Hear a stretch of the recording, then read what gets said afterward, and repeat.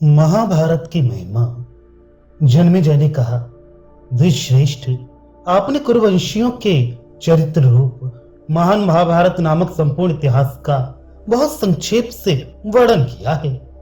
निष्पाप तपोधन, अब उस विचित्र अर्थ वाली कथा को विस्तार के साथ कहिए, क्योंकि उसे विस्तार पूर्वक सुनने के लिए मेरे मन में बड़ा कौतूहल हो रहा है।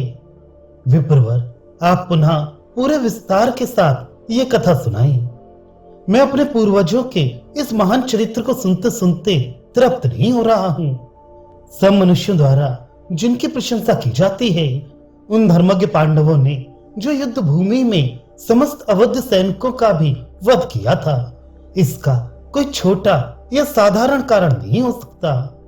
नरश्रेष्ठ पांडव शक्तिशाली और निरपराध थे, तो भी उन्होंने दुरात्मा कौरवों के दिए हुए महान क्लेशों को कैसे चुपचाप सहन कर लिया। द्विजोत्तम, अपनी विशाल भुजाओं से सुशोभित होने वाले भीमसेन ने तो 10,000 हाथियों का बल था, फिर उन्होंने क्लेश उठाते हुए भी क्रोध को किस लिए रोक रखा था। द्रुपद कुमारी कृष्णा भी सब कुछ करने में समर्थ सती साध्वी देवी थी। धृतराष्ट्र के दुरात्मा पुत्रों द्वारा सताई जाने पर भी उन्होंने अपनी क्रोधपूर्ण दृष्टि से उन सबको जलाकर भस्म क्यों नहीं कर दिया। कुंती के दोनों पुत्र भीमसेन और अर्जुन तथा माद्री नंदन नकुल और सहदेव भी उस समय दुष्ट कौरवों द्वारा अकारण सताए गए थे। उन चारों भाइयों ने जुए के दुर्व्यसन में फंसे हुए राजा युधिष्ठिर का साथ क्यों दिया।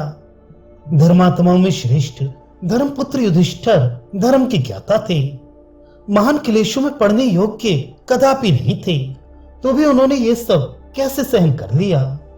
भगवान श्री कृष्ण जिनके सारथी थे, उन पांडुनंदन अर्जुन ने अकेले ही बाणों की वर्षा करके समस्त सेनाओं को, जिनकी संख्या बहुत बड़ी थी, किस प्रकार यमलोक पहुंचा दिया। तपोधन, ये सब वृतांत आप ठीक ठीक मुझे बताइए। उन महावीर वीरों ने विभिन्न स्थानों और अवसरों में जो जो कर्म किए थे वह सब सुनाइए। वैशंपायन जी बोले, महाराज, इसके लिए कुछ समय नियत कीजिए, क्योंकि इस पवित्र आख्यान का श्री व्यास जी के द्वारा जो क्रमानुसार वर्णन किया गया है वह बहुत विस्तृत है, और वह सब आपके समक्ष कहकर सुनाना है। सर्वलोक पूजित अमित तेजस्वी महामना महर्षि व्यास जी के संपूर्ण मत का यहाँ वर्णन करूंगा। असीम प्रभावशाली सत्यवती नंदन व्यास जी ने पुण्यात्मा पांडवों की कथा 1,00,000 श्लोकों में कही है। जो विद्वान इस आख्यान को सुनाता है और जो मनुष्य सुनते हैं, वे ब्रह्मलोक में जाकर देवताओं के समान हो जाते हैं। ये ऋषियों द्वारा प्रशंसित पुरातन इतिहास श्रवण करने योग्य सब ग्रंथों में श्रेष्ठ है। ये वेदों के समान ही पवित्र तथा उत्तम है। इसमें अर्थ और धर्म का भी पूर्ण रूप से उपदेश किया जाता है। इस परम पावन इतिहास से मोक्ष बुद्धि प्राप्त होती है, जिनका स्वभाव अथवा विचार खोटा नहीं है, जो दानशील, सत्यवादी और आस्तिक है। ऐसे लोगों को व्यास जी द्वारा विरचित वेद स्वरूप इस महाभारत का जो श्रवण कराता है, वह विद्वान अभीष्ट अर्थ को प्राप्त कर लेता है। साथ ही वह भ्रूण हत्या जैसे पाप को भी नष्ट कर देता है, इसमें कोई संशय नहीं है। इस इतिहास को श्रवण करके अत्यंत क्रूर मनुष्य भी राहु से छूटे हुए चंद्रमा की भांति सब पापों से मुक्त हो जाता है। यह जय नामक इतिहास विजय की इच्छा वाले पुरुष को अवश्य सुनना चाहिए। इसका श्रवण करने वाला राजा भूमि पर विजय पाता और सब शत्रुओं को परास्त कर देता है। वह पुत्र की प्राप्ति कराने वाला और महान मंगलकारी श्रेष्ठ साधन है। युवराज तथा रानी को बारंबार इसका श्रवण करते रहना चाहिए।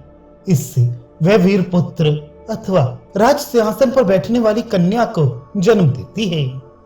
अमित मेधावी व्यास जी ने इसे पुण्यमय धर्म शास्त्र, उत्तम अर्थशास्त्र तथा सर्वोत्तम मोक्ष शास्त्र भी कहा है। जो वर्तमान काल में इसका पाठ करते हैं तथा जो भविष्य में इसे सुनेंगे, उनके पुत्र सेवा परायण और सेवक स्वामी का प्रिय करने वाले होंगे। जो मानव इस महाभारत को सुनता है वह शरीर, वाणी और मन के द्वारा किए हुए संपूर्ण पापों को त्याग देता है। जो दूसरों के दोष को न देखने वाले भरतवंशियों के महान जन्म वृतांत रूप महाभारत का श्रवण करते हैं, उन्हें इस लोक में भी रोग व्याधि का भय नहीं होता, फिर परलोक में तो हो ही कैसे सकता है। लोक में जिनके महान कर्म विख्यात थे, जो संपूर्ण विद्याओं के ज्ञान द्वारा उद्भासित होते थे और जिनके धन एवं तेज महान थे, ऐसे महामना पांडवों तथा अन्य क्षत्रियों की उज्जवल कीर्ति को लोक में फैलाने वाले और पुण्य कर्म के इच्छुक श्री कृष्ण द्वैपायन वेद व्यास ने इस पुण्यमय महाभारत ग्रंथ का निर्माण किया है। ये धन, यश, आयु, पुण्य तथा स्वर्ग की प्राप्ति कराने वाला है। जो मानव इस लोक में पुण्य के लिए पवित्र ब्राह्मण को इस परम पुण्यमय ग्रंथ का श्रवण कराता है, उसे शाश्वत धर्म की प्राप्ति होती है। जो सदा कौरवों के इस विख्यात वंश का कीर्तन करता है, वह पवित्र हो जाता है। इसके सिवा उसे विपुल वंश की प्राप्ति होती है और वह लोक में अत्यंत पूजनीय होता है। जो ब्राह्मण नियम पूर्वक ब्रह्मचर्य व्रत का पालन करते हुए वर्षा के 4 महीने तक निरंतर इस पुण्यप्रद महाभारत का पाठ करता है, वह सब पापों से मुक्त हो जाता है। जो महाभारत का पाठ करता है, उसे संपूर्ण वेदों का पारंगत विद्वान जानना चाहिए।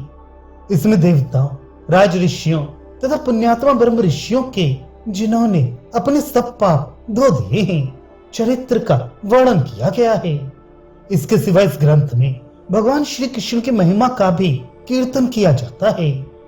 देवेश्वर भगवान शिव और देवी पार्वती का भी इसमें वर्णन है तथा अनेक माताओं से उत्पन्न होने वाले कार्तिकेय जी के जन्म का प्रसंग भी इसमें कहा गया है।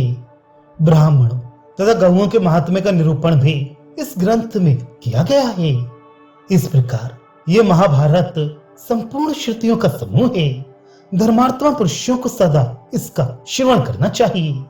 जो विद्वान पर्व के दिन ब्राह्मणों को इसका श्रवण कराता है, उसके सब पाप धुल जाते हैं और वह स्वर्ग लोक को जीतकर सनातन ब्रह्म को प्राप्त कर लेता है। जो राजा इस महाभारत को सुनता है, वह सारी पृथ्वी के राज्य का उपभोग करता है। गर्भवती स्त्री इसका श्रवण करे तो वह पुत्र को जन्म देती है। कुंवारी कन्या इसे सुने तो उसका शीघ्र विवाह हो जाता है। व्यापारी वैश्य यदि महाभारत श्रवण करें तो उनकी व्यापार के लिए की हुई यात्रा सफल होती है। शूरवीर सैनिक इसे सुनने से युद्ध में विजय पाते हैं। जो आस्तिक और दोष दृष्टि से रहित हो, उन ब्राह्मणों को नित्य इसका श्रवण करना चाहिए। वेद विद्या का अध्ययन एवं ब्रह्मचर्य व्रत पूर्ण करके जो स्नातक हो चुके हैं, उन विजयी क्षत्रियों को और क्षत्रियों के अधीन रहने वाले स्वधर्म परायण वैश्यों को भी महाभारत श्रवण कराना चाहिए। भारत सब धर्मों में ये महाभारत श्रवण रूप श्रेष्ठ धर्म पूर्व काल से ही देखा गया है। राजन विशेषतः ब्राह्मण के मुख से इसे सुनने का विधान है। जो बारंबार अथवा प्रतिदिन इसका पाठ करता है, वह परम गति को प्राप्त होता है। प्रतिदिन चाहे एक श्लोक या आधे श्लोक अथवा श्लोक के एक चरण का ही पाठ कर ले, किंतु महाभारत के अध्ययन से शून्य कभी नहीं रहना चाहिए। इस महाभारत में महात्मा राज ऋषियों के विभिन्न प्रकार के जन्म वृतांतों का वर्णन है। इसमें मंत्र पदों का प्रयोग है। अनेक मतों के अनुसार धर्म के स्वरूप का विवेचन किया गया है। इस ग्रंथ में विचित्र युद्धों का वर्णन तथा राजाओं के अभ्युदय की कथा है। तात इस महाभारत में ऋषियों तथा गंधर्वों एवं राक्षसों की भी कथाएं हैं। इसमें विभिन्न प्रसंगों को लेकर विस्तार पूर्वक वाक्य रचना की गई है। इसमें पुण्य तीर्थों, पवित्र देशों, वनों, पर्वतों, नदियों और समुद्र के भी महात्म्य का प्रतिपादन किया गया है। पुण्य प्रदेशों तथा नगरों का भी वर्णन किया गया है। श्रेष्ठ उपचार और अलौकिक पराक्रम का भी वर्णन है। इस महाभारत में महर्षि व्यास ने सत्कार योग अर्थात स्वागत सत्कार के विविध प्रकार का निरूपण किया है तथा रथ सेना, अश्व सेना और गज सेना की व्यूह रचना तथा युद्ध कौशल का वर्णन किया है। इसमें अनेक शैली की वाक्य योजना, कथोपकथन का समावेश हुआ है। सारांश ये कि इस ग्रंथ में सभी विषयों का वर्णन है। जो श्राद्ध करते समय अंत में ब्राह्मणों को महाभारत के श्लोक का एक चतुर्थांश भी सुना देता है, उसका किया हुआ वह श्राद्ध अक्षय होकर पितरों को अवश्य प्राप्त हो जाता है। दिन में इंद्रियों अथवा मन के द्वारा जो पाप बन जाता है अथवा मनुष्य जानकर या अनजान में जो पाप कर बैठता है, वह सब महाभारत की कथा सुनते ही नष्ट हो जाता है। इसमें भरतवंशियों के महान जन्म वृतांत का वर्णन है, इसलिए इसको महाभारत कहते हैं। जो महाभारत नाम का ये निरुक्त व्युत्पत्ति युक्त अर्थ जानता है, वह सब पापों से मुक्त हो जाता है। यह भरतवंशी क्षत्रियों का महान और अद्भुत इतिहास है। अतः निरंतर पाठ करने पर मनुष्यों को बड़े से बड़े पाप से छुड़ा देता है। शक्तिशाली आप्त काम मुनिवर श्री कृष्ण द्वैपायन व्यास जी प्रतिदिन प्रातः काल उठकर स्नान संध्या आदि से शुद्ध हो आदि से ही महाभारत की रचना करते थे। महर्षि ने तपस्या और नियम का आश्रय लेकर 3 वर्षों में इस ग्रंथ को पूरा किया है। इसलिए ब्राह्मणों को भी नियम में स्थित होकर ही इस कथा का श्रवण करना चाहिए। जो ब्राह्मण श्री व्यास जी की कही हुई इस पुण्यदायिनी उत्तम भारतीय कथा का श्रवण कराएंगे और जो मनुष्य से सुनेंगे, वे सब प्रकार की चेष्टा करते हुए भी इस बात के लिए शोक करने योग्य नहीं है कि उन्होंने अमुक कर्म क्यों किया और अमुक कर्म क्यों नहीं किया। धर्म की इच्छा रखने वाले मनुष्य के द्वारा ये सारा महाभारत इतिहास पूर्ण रूप से श्रवण करने योग्य है। ऐसा करने से मनुष्य सिद्धि को प्राप्त कर लेता है। इस महान पुण्यदायक इतिहास को सुनने मात्र से ही मनुष्य को जो संतोष प्राप्त होता है, वह स्वर्गलोक प्राप्त कर लेने से भी नहीं मिलता। जो पुण्यात्मा मनुष्य श्रद्धा पूर्वक इस अद्भुत इतिहास को सुनता और सुनाता है, वह राजसूय तथा अश्वमेध यज्ञ का फल पाता है। जैसे ऐश्वर्यपूर्ण समुद्र और महान पर्वत मेरु दोनों रत्नों की खान कहे गए हैं, वैसे ही महाभारत रत्न स्वरूप कथाओं और उपदेशों का भंडार कहा जाता है। यह महाभारत वेदों के समान पवित्र और उत्तम है। यह सुनने योग्य तो है ही, सुनते समय कानों को सुख देने वाला भी है। इसके श्रवण से अंतःकरण पवित्र होता और उत्तम शील स्वभाव की वृद्धि होती है। राजन, जो वाचक को यह महाभारत दान करता है, उसके द्वारा समुद्र से घिरी हुई संपूर्ण पृथ्वी का दान संपन्न हो जाता है। जन्मेजय, मेरे द्वारा कही हुई इस आनंददायिनी दिव्य कथा को तुम पुण्य और विजय की प्राप्ति के लिए पूर्ण रूप से सुनो। प्रतिदिन प्रातः काल उठकर इस ग्रंथ का निर्माण करने वाले महामुनि श्री कृष्ण द्वैपायन ने महाभारत नामक इस अद्भुत इतिहास को 3 वर्षों में पूर्ण किया है।